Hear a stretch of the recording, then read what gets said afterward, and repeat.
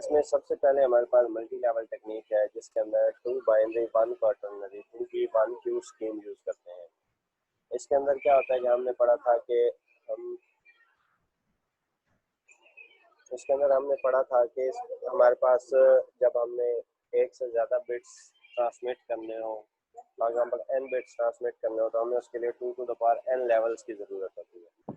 इस टेक्निक के अंदर भी हम 2 बिट्स एक टाइम पे सेंड कर रहे होते हैं और हमारे पास 4 लेवल्स होते हैं। ठीक है, ये आपके सामने एक ट्रांजिशन टेबल है कि इसके ज़रिए जब आपने डाटा ट्रांसमिशन करनी है तो सिग्नल की ट्रांजिशन किस तरह होती है।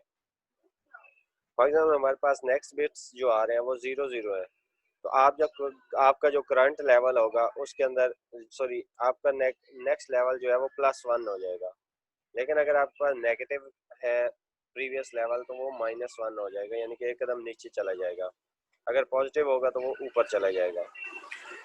नेक्स्ट अगर हमारे पास 0 1 नेक्स्ट बिट आ रहे हैं और जो नेक्स्ट लेवल है वो +3 है, ठीक है, जो हमारा प्रीवियस लेवल है वो पॉजिटिव है तो 3 ऐड हो जाएगा।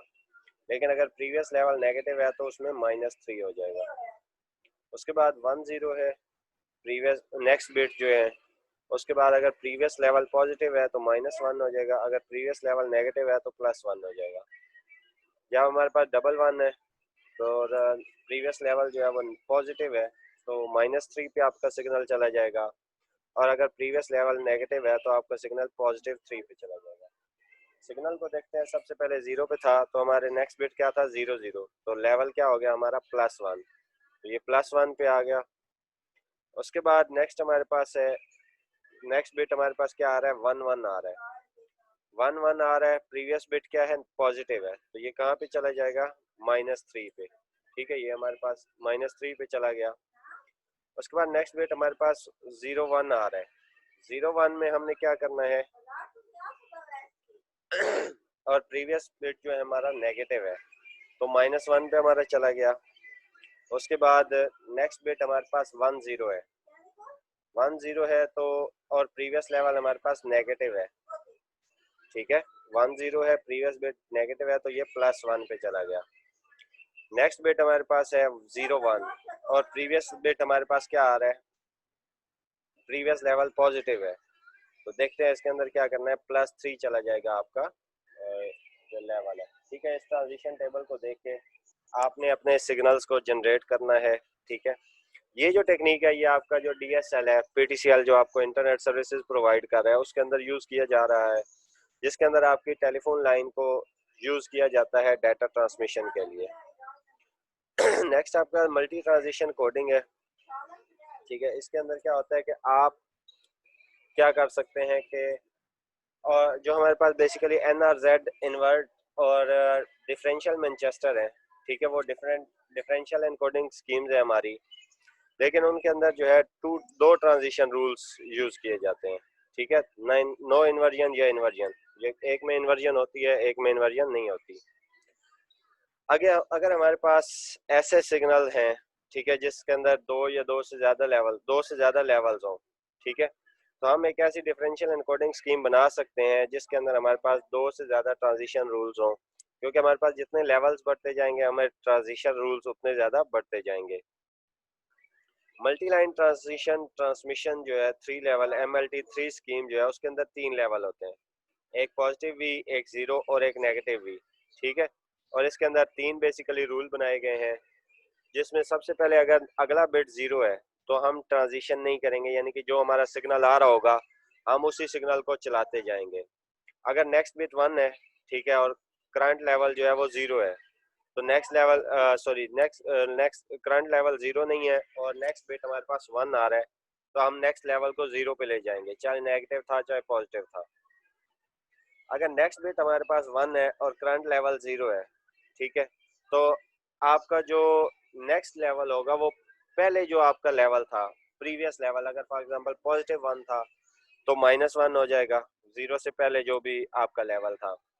अगर पॉजिटिव था तो नेगेटिव हो जाएगा, नेगेटिव था तो पॉजिटिव हो जाएगा। यहाँ से स्टार्ट करते हैं, हमारे पास जो टिपिकल केस है उसके अंदर क्या है कि सबसे पहले 0 है, 0 आ रहा है तो कोई ट्रांजिशन नहीं हो रही, 0 पे ही रहा है। उसके बाद 1 आ गया, 1 आया है, ठीक है, करंट लेवल 0 है, नेक्स्ट लेवल अपोजिट हो जाएगा, यानी कि पहले अगर नेगेटिव था तो अब पॉजिटिव वी चला गया।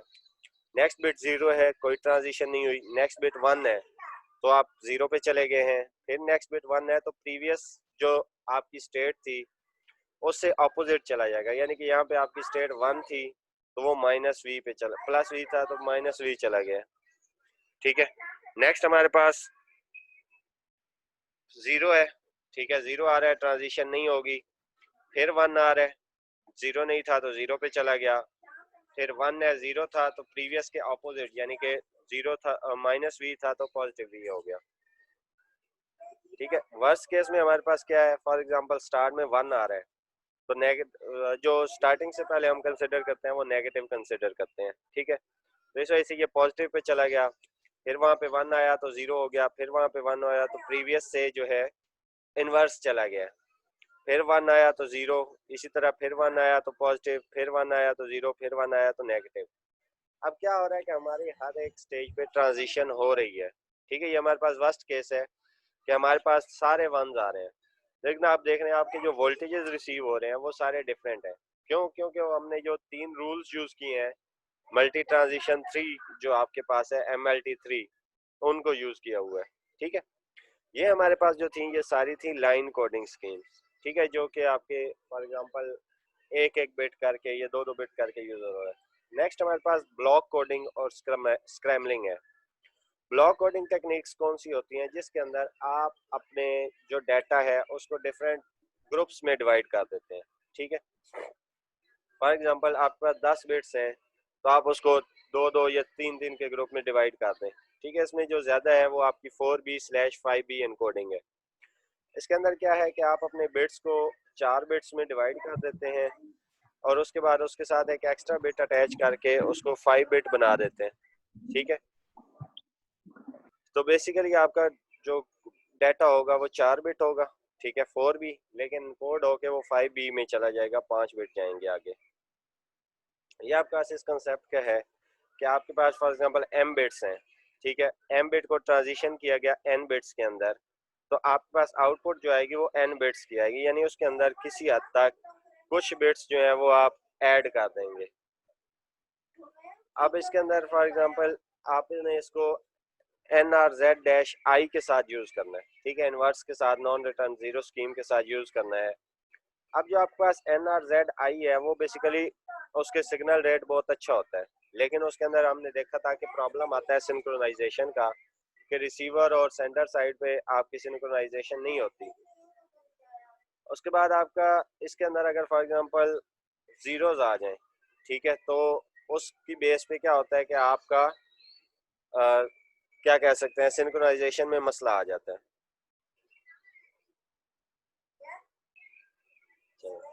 अगर हमारे पास जो सिंक्रोनाइजेशन का मसला आता है, ठीक है, उसको हल करने का एक तरीका ये होता है कि फॉर एग्जांपल अगर हमारे पास ज़्यादा ज़ीरोज़ आ रहे हैं, ठीक है, आपके पास काफ़ी तादाद में ज़ीरोज़ हैं, फॉर एग्जांपल 8 ज़ीरोज़ इकट्ठे आ जाते हैं, ये 6 ज़ीरोज़ इकट्ठे आ जाते हैं, तो आप उसके अंदर कोई और एनकोडिंग यूज़ कर दें या आप उसके कोड को चेंज कर दें।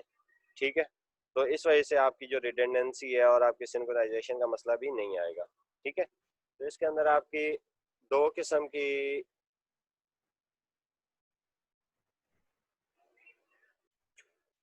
इसके अंदर फिर आपकी दो इनकोडिंग इकट्ठी यूज होंगी। एक 4B/5B इनकोडिंग यूज होगी, दूसरी NRZ-I इनवर्स जो है आपकी वो यूज इन्वर्टर यूज होगा, नॉन रिटर्न जीरो। ठीक है, आपके सेंडर साइड पे भी दोनों इनकोडिंग होंगी और आपकी रिसीवर साइड पे भी दोनों इनकोडिंग यूज होंगी। अब आपके पास फॉर एग्जांपल इसके अंदर रिडंडेंसी क्या आ जाती है कि जब आप 4 बिट यूज करते हैं तो आपके पास कॉम्बिनेशंस कितने होते हैं, 2 to the power 4 जो कि 16 है।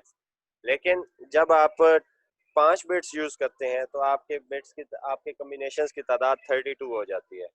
तो इसके अंदर जो आपके एक्स्ट्रा 16 बिट्स हैं, ठीक है, जो 16 कॉम्बिनेशंस हैं वो बेसिकली आपके ज़ाया हो जाते हैं। इस वजह से आपका रिडंडेंसी का इशू आ जाता है या उसके अंदर आपका प्रॉब्लम आ जाता है। ठीक है, ये उसके कुछ मैपिंग कोड्स आपके दिए गए हैं कि आपने किस तरह मैप करना है। डाटा सीक्वेंस है अगर आपका, ठीक है, तो आपका एनकोडेड सीक्वेंस क्या आएगा। ठीक है,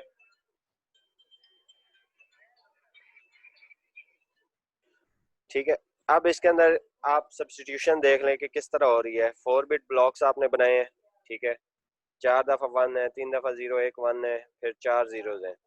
उसकी इनकोडिंग जो है 5 बिट की आपने सब्स्टिट्यूट कर दी है, तो आपका जो नया ब्लॉक बना है वो एक इस फॉर्मेट में होगा। तो रिसीवर साइड पे क्या होगा, ये वापस डिकोड हो जाएगा और आपका डाटा जो है ओरिजिनल हालत में रख लिया जाएगा। नेक्स्ट आपके पास टेक्निक है स्क्रैमलिंग की, ठीक है। जो आपकी बायोपोलर AMI इनकोडिंग है, उसके अंदर आपकी बैंडविड्थ जो है वो काफ़ी नैरो होती है, लेकिन इसके अंदर एक ये होता है कि ये आपका डीसी कंपोनेंट क्रिएट नहीं करता। आपको पता है कि डीसी कंपोनेंट की वजह से काफ़ी मसाइल आ सकते हैं, ठीक है, जो हमने लास्ट लेक्चर में पढ़ा था। लेकिन इसके अंदर जो है आपके लॉन्ग सीक्वेंस ऑफ जीरोस जो हैं वो आपकी फिर सिंक्रोनाइजेशन में मसला क्रिएट कर सकते हैं, ठीक है। आपकी जो बायपोलर AMI है उसको आप लॉन्ग डिस्टेंसेस पे भेज सकते हैं, ठीक है, लॉन्ग डिस्टेंसेस के लिए यूज़ कर रहे हैं। इसके अंदर मसला फिर क्या आता है कि आपका जो जीरोस के लॉन्ग सीक्वेंस है उनका आपने कोई हल निकालना है, ठीक है। तो उस हल निकालने के लिए आप स्क्रैम्बलिंग का यूज़ करते हैं, ठीक है। इसके अंदर आप ज़ीरो के लेवल जो हैं उनको रिप्लेस करते हैं किसी वैल्यू के साथ, ठीक है। इसको हम वायलेशन कोड कहते हैं, और ये हमारे पास कुछ इस तरह होते हैं, ठीक है। जैसे कि B8ZS हमारे पास इसकी एक टेक्निक है। इसके अंदर आपके पास अगर 8 कंसेक्टिव जीरो हो तो उसको आप रिप्लेस कर देते हैं 000VB0VB, ठीक है, जिसके अंदर V जो है वो आपका वायलेशन है और जो B है आपका वो बाइपोलर है, ठीक है। अब इसके अंदर ये आप क्या कर सकते हैं कि आपके जो ओरिजिनल जीरो बिट्स होते हैं, ठीक है, जो आपके जीरो आ रहे हैं उनको आप क्या करते हैं, रिप्लेस कर देते हैं किसके साथ, V और B के साथ। तो इस तरह आपकी वो रिडेंडेंसी ख़त्म हो जाती है कि आपके पास सारे ज़ीरोज़ इकट्ठे आ रहे हैं। आप डिफरेंट वैल्यूज़ दे सकते हैं V और B को, और उनको आप एक जगह से दूसरी जगह ट्रांसमिट करवा सकते हैं। ये जिम्मेदारी भी आपकी होती है इनकोडर डिकोडर की कि उसने जो वैल्यूज़ असाइन करवाई थी उन वैल्यूज़ को आप चेंज कर रहे हैं, ठीक है।